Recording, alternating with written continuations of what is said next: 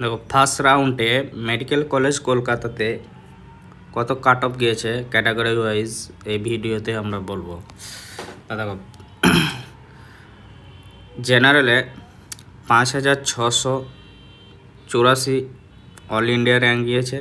State rank হচ্ছে 142 আর তার marks ছিল 569।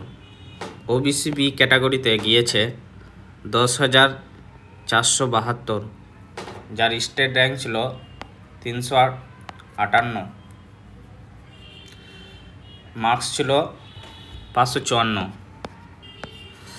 ওবিসি এতে 11,217 গিয়েছে, স্টেট র্যাঙ্ক ছিল 396, মার্কস ছিল 552।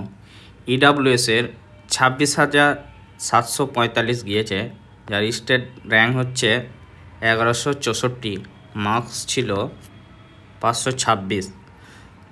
এসসি 35,518 গিয়েছে, 2128 তার স্টেট র্যাঙ্ক ছিল আর মার্কস ছিল 506।